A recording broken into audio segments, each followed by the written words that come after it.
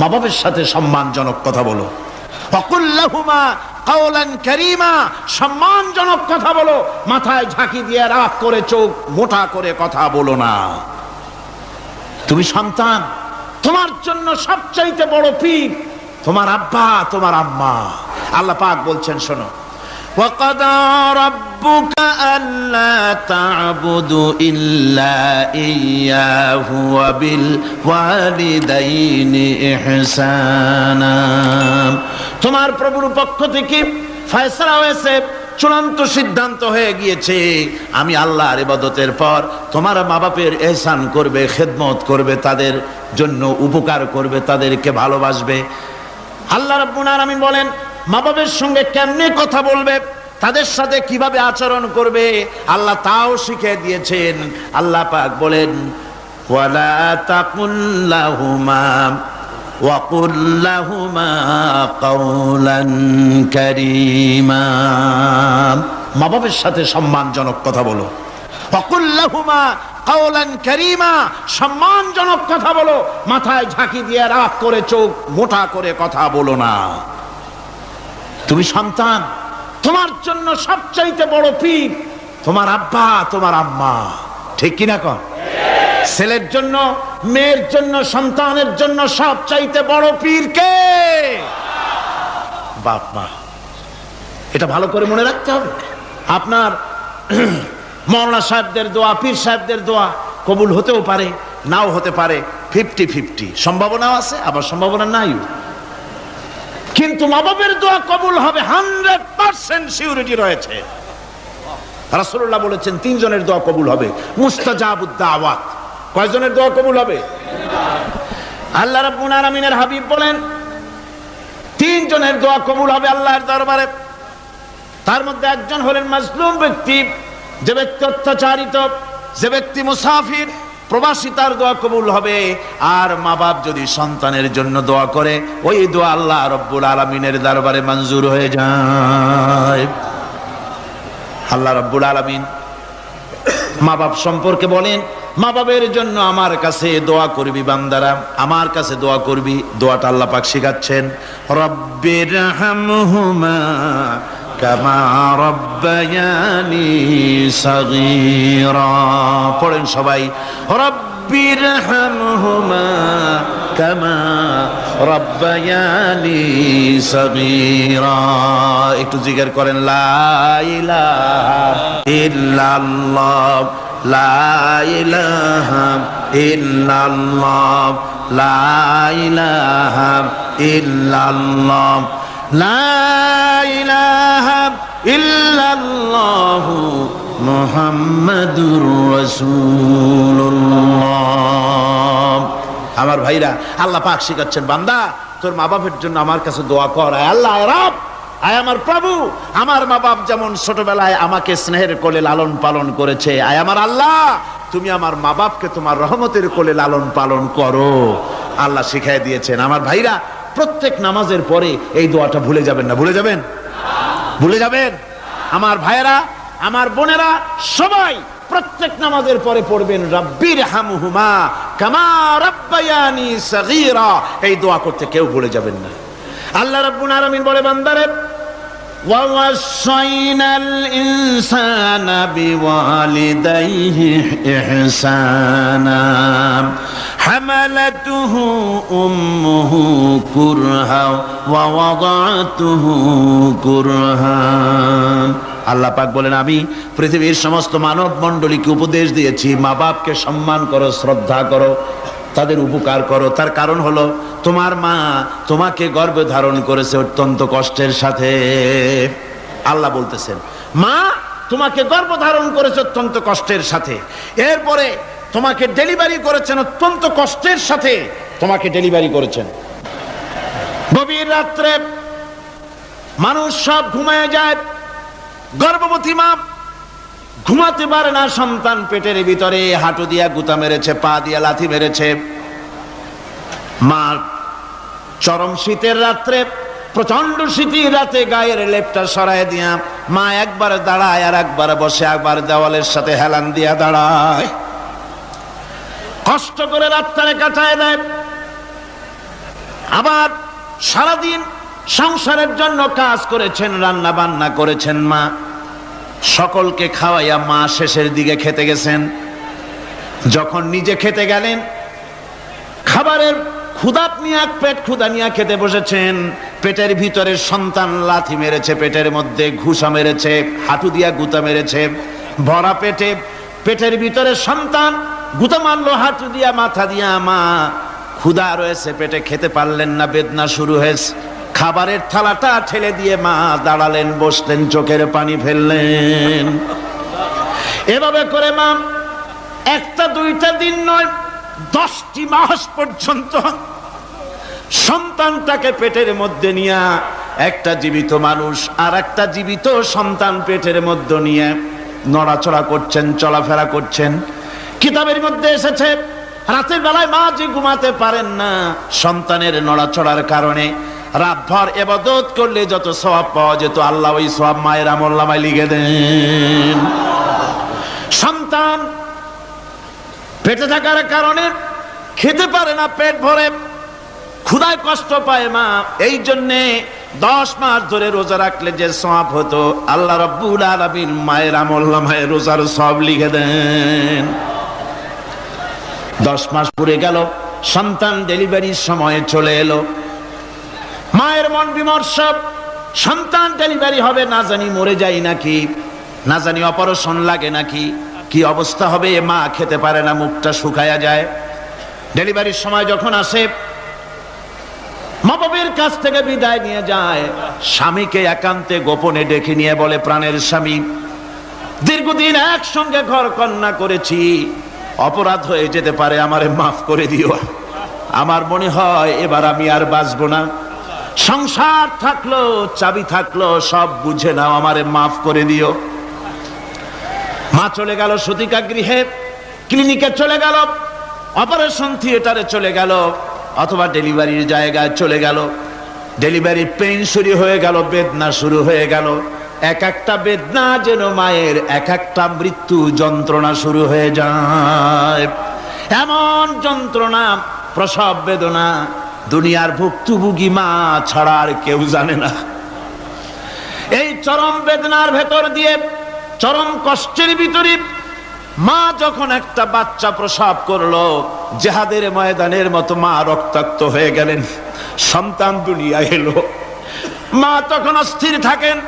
এত বড় বিরাট কষ্টের ভিতরে আল্লাহ রাব্বুল আলামিন বলেন, সন্তান যখন ডেলিভারি হয়ে গেল, মায়ের মনের ভিতরে আমি তখন এই ফিলিংস, এই টেন্ডেন্সি জাগ্রত করে দিই, দেখ কি হয়েছে। মা তখন দেখতে চায় কি হয়েছে। মায়ের সামনে যখন এত কষ্টের, হৃদয় রিংড়ানো, কলিজার 32টি নাড়ি ছেঁড়া যন্ত্রণার সন্তান যখন মায়ের চোখের সামনে আসে, আল্লাহ পাক বলেন, মা যখন তার ছেলের মুখের দিকে তাকায়, মেয়ের মুখের দিকে তাকায়, আল্লাহ বলেন 10 মাসের পেটে ধরা কষ্ট আর ডেলিভারির সব কষ্ট মায়ের মন থেকে মুছে ফেলে দেই। আল্লাহ রাব্বুল আলামিন বলেন, খবরদার দুনিয়ার মানুষ, এমন মায়ের সাথে নাফরমানি করবি না, এ মায়ের সাথে নাফরমানি করবি না, মাকে সম্মান করবি, মার কাছে দোয়া চাবি। দুনিয়ায় যদি সম্মান চাও, রিজেক্ট চাও, মায়ের পায়ে ধরে কাঁদো। মায়ের জাতি অনেক সম্মান তার। রাসূল করিম সাল্লাল্লাহু আলাইহি ওয়াসাল্লামকে প্রশ্ন করা হয়েছে, হুজুর খেদমত করব কার? হুজুর কয় মায়ের। তারপরে কার? হুজুর কয় মায়ের। তারপরে কার? হুজুর বলেন মায়ের। তারপরে কার? তোমার পিতার। 3 গুণ, তোর মায়ের মর্যাদা 3 গুণ বেশি, তোর বাপের চাইতে মর্যাদা বেশি। সুবহানাল্লাহ পড়ে। আর আজকে ইসলামের শত্রুরা তারা বলে যে ইসলাম নারীর অধিকার আদায় করে নাই। নারীর অধিকার ইসলাম দেয় নাই তো কে দিয়েছে?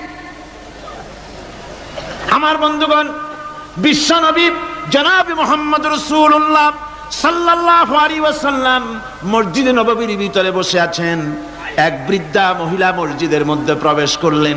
হুজুর বৃদ্ধাকে দেখে দাঁড়ায় গেলেন, বিশ্বনবী বুড়ি মেয়ে লোককে দেখে দাঁড়ায় গেলেন। আল্লাহর নবী বুড়িকে দেখে দাঁড়ালেন। বুড়ি যখন কাছে এলেন, আল্লাহর নবী নিজের গায়ের চাদর বুড়ির জন্য বিছায়া দিলেন। বুড়ি বসলেন, এরপরে কথাবার্তা সারার পর বুড়ি যখন বিদায় হবেন, হুজুর আবার দাঁড়ালেন, বুড়ি মহিলা চলে গেলেন।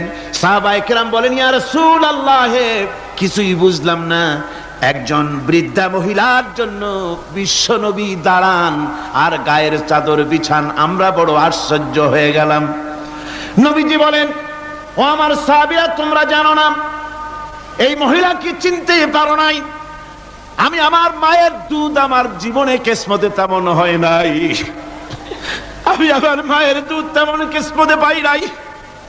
যার বুকে দুধ খেয়ে, যার কোলে কাখে চড়ে আমি বড় হয়েছি, আমার সেই দুধ মা, ইনি হযরতে হালিমাতুস সাদিয়া,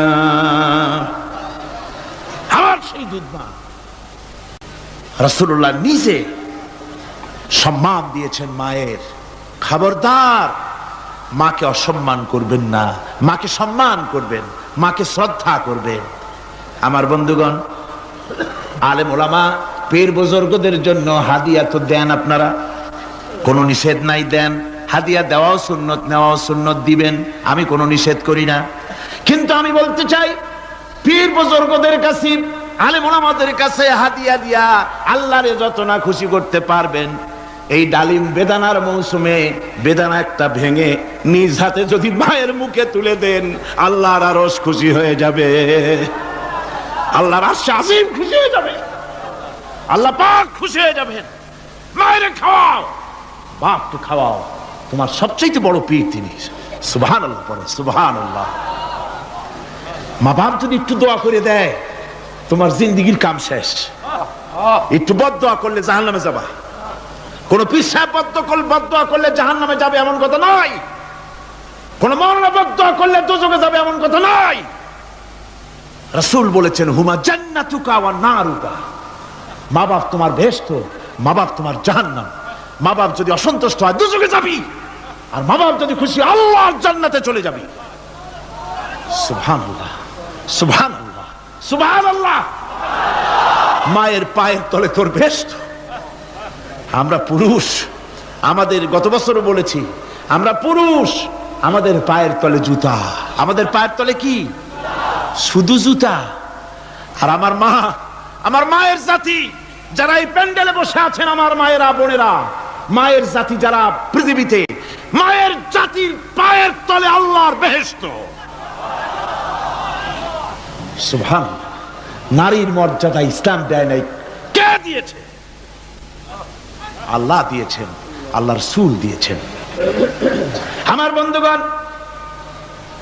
হযরত বাইজিদ বুস্তামি, ছোট্ট বাচ্চা ছেলে, গভীর রাত্রে মা অসুস্থ, পানির পিপাসায় জেগে উঠেছেন।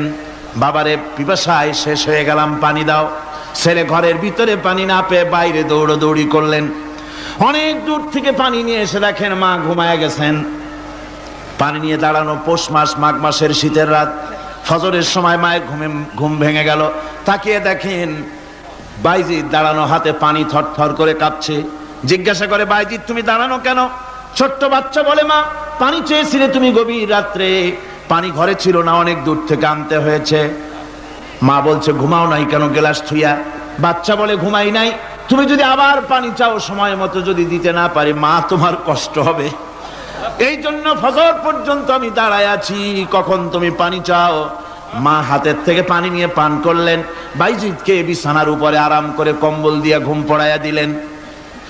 হযরতে বাইজিদের মা উযু করে ফজরের নামাজ পড়ে সিজদায় চলে গেলেন। চিৎকার মেরে কেঁদে বলেন, আমার রব, আমার আল্লাহ, আমি আমার বাইজিদের মা, আমি মা হয়ে বাইজিদের জন্য দোয়া করি। বাইজিদ আমার জন্য আজকে যা করেছে, আমি মা, আমার কলিজা ঠান্ডা হয়ে গেছে। আয় আল্লাহ, আমি বাইজিদের জন্য দোয়া করি, তুমি তাকে সুলতানুল আরিফিন বানাইয়া দিও। মঞ্জুর হয়ে গেল আল্লাহ পাকের কাছে দোয়া। আমার ভাইরা, আল্লাহ পাক বলছেন, খবরদার, আমার ইবাদতের পরে মা বাপ, আল্লাহর ইবাদতের পরে কারা? মা বাপ। মা বাপকে সম্মান করো, শ্রদ্ধা করো, মোহাব্বত করো, কিসমত খুলে যাবে, কিসমত খুলে যাবে। মা বাপকে সম্মান করো। হযরত আবু হুরায়রা রাদিয়াল্লাহু তাআলা আনহু রাসূলের সামনে এসে কাঁদতেছেন। হুজুর বলছেন, আবু হুরায়রা কাঁদো কেন? কাঁদো কেন? রাতের বেলা কান্দো কেন? হযরত আবু হুরায়রা বলছেন, হুজুর আমাকে মা মেরেছেন। হুজুর বলছেন, মা মারলো কেন? কোন অপরাধ করেছো? কোন গোস্তাখি করেছো? আবু হুরায়রা বলছেন, না হুজুর, কোন গোস্তাখি করি নাই। তবে মারলো কেন? হযরত আবু হুরায়রা বলছেন, হুজুর আমি আপনার দরবার থেকে ফিরতে রাত হয়ে গিয়েছিল। মা জিজ্ঞেস করলেন, আবু হুরায়রা এত রাত্রে কোথায় ছিলে? বললাম, আমি ছিলাম যে কদম চুমতে পারলে দুনিয়া ধন্য হয়, সেই দরবারে নববীর কদম মোবারক থেকে আসতে আমার দেরি হয়েছে। আমার মা মুশরিকা, আপনার নাম শুনে তার গায়ে আগুন জ্বলে উঠলো, আমাকে ধরে মারা আরম্ভ করলো। বলল, হয় আমার বাড়ি ছাড়বি আর না হয় মুহাম্মদ সাল্লাল্লাহু আলাইহি ওয়াসাল্লামের দরবার ছাড়বি। আমি বললাম, আমার মা, তুমি বুড়ি মানুষ, তোমার গায়ে যত শক্তি আছে সমস্ত শক্তি দিয়ে আমারে পিটাও, আমারে মারো। মারতে মারতে আমাকে বাড়ি থেকে তুমি বের করে দাও। তোমার বাড়ি শুদ্ধ তাম দুনিয়া ছেড়ে দিতে পারি, আল্লাহর নবীর কদম মোবারক ছেড়ে দিতে পারি না। হুজুর আমার মা আমাকে গলা ধাক্কা দিয়ে বের করে দিয়েছেন। হুজুর বলছেন, আবু হুরায়রা তোমার মা তোমাকে মেরেছে, তুমি আমার কাছে নালিশ করছো? আমার তো এখানে ইন্টারফেয়ার করার কিছুই নেই। সুবহানাল্লাহ, সুবহানাল্লাহ। মা তোমাকে মেরেছে, এখানে আমার করার কিচ্ছু নাই।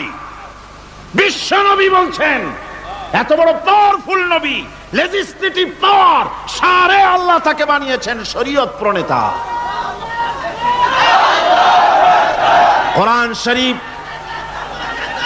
কোরআন শরীফে শুধু হালাল ও হারামের, হালাল এবং হারামের, বৈধ এবং অবৈধের সীমারেখা শুধু কোরআনই ঠিক করেন, রাসূলের জন্য আল্লাহ ছেড়ে দিয়েছেন। আল্লাহ রাসূলও হারাম, হালাল এবং হারামের বৈধতা অবৈধতার সীমারেখা নির্ধারণ করেছেন। এত বড় ক্ষমতা তার, এত বড় পাওয়ারফুল বিশ্বনবী, তিনি বলছেন মা মেরেছে, আমার করার কিছু নাই। চিন্তা করেন কত বড় কথা, এ কথার লোড কত। হযরত আবু হুরায়রা বলেন, ইয়া রাসূলুল্লাহ, মা মাকে মেরেছেন, আমি আল্লাহর নবীর কাছে মায়ের বিরুদ্ধে নালিশ করতে আসি নাই। বললেন, কেন এসেছো? হযরত আবু হুরায়রা বলেন, হুজুর এসেছি একটা কারণে। আমি জানি আল্লাহ নবী যদি আল্লাহর দরবারে হাত উঠায়া কোনো জিনিস বলে, আল্লাহ রাব্বুল আলামিন সঙ্গে সঙ্গে মঞ্জুর করে নেন। হুজুর আমি এসেছি, মেহেরবানি করে দোয়া করুন আমার মাকে যেন আল্লাহ হেদায়েত নসিব করে দেন। আল্লাহ নবী হাত উঁচু করে বললেন, আল্লাহুম্মা হিদি উম্মা আবি হুরায়রা, আয় আল্লাহ আমি দোয়া করি আবু হুরায়রার মাকে তুমি হেদায়েত নসিব করে দাও। রাসূলুল্লাহ দোয়া করছেন আর আবু হুরায়রা সমানে দৌড়াচ্ছেন। তিনি দৌড়াচ্ছেন, পেছন থেকে কয়েকজনে আবু হুরায়রার জামা টেনে ধরেছে, দৌড়ো। তাদের জানা আবু হুরায়রা খুব ভদ্রলোক মানুষ, কোন ঝড় ঝামেলার মধ্যে থাকে না, রাগ শাক করে না, চিৎকার মারে না, দৌড় মারে না, এত ভদ্র শরীর, দৌড়ায় কেন? না জানি কোন বিপদ বুঝি ঘটে গেছে। পিছন থেকে জামা টেনে ধরে বলে, দৌড়াও কেন? হযরত আবু হুরায়রা জামা সাহাবীর হাত থেকে ছিনায় নিয়ে বলেন, জামা ছেড়ে দাও, আমাকে দৌড়াতে দাও। আমি দৌড়াইয়া বাড়ি যে দেখতে চাই, আমি দৌড়াই আগে আমার বাড়ি পৌঁছতে পারলাম না, আমি যাওয়ার আগে আমার আল্লাহর নবীর দোয়া আমার বাড়ি পৌঁছে গেছে, আমি এইটা দেখতে চাই। হযরত আবু হুরায়রা বাড়িতে গিয়ে দরজা নক করলেন, ভেতর থেকে আওয়াজ এলো, কে? হযরত আবু হুরায়রা বলেন, মা আমি তোমার আবু হুরায়রা ফিরে এসেছি। মা বলছেন, বাবা অপেক্ষা করো, দরজা খুলতেছি। হযরত আবু হুরায়রা বলেন, মায়ের গলার আওয়াজের ভিতরে শিরকিয়াতের কর্কশতা পেলাম না, মায়ের গলার আওয়াজের ভিতরে তাওহীদের গন্ধ পেলাম। আমার মনে হলো নবীজির নিক্ষিপ্ত তীর তার নিশানায় পৌঁছে গেছে। কিছুক্ষণ পর মা আমার বেরিয়ে এলেন, মাথা থেকে চুলের থেকে, বুড়ি মানুষ, সাদা চুলের ভিতর থেকে পানি পড়তেছে। মা বলল, বাবারে তোমারে মারার পর আমি বড় অনুতপ্ত হয়েছি, অনুশোচনা করেছি, আমি গোসল করেছি, মনে মনে ভাবলাম আমার ছেলে তো কোনো খারাপ জায়গায় যায় নাই, কেন তারে মারলাম? আমি বড় লজ্জায় পড়েছি তোমারে মেরে।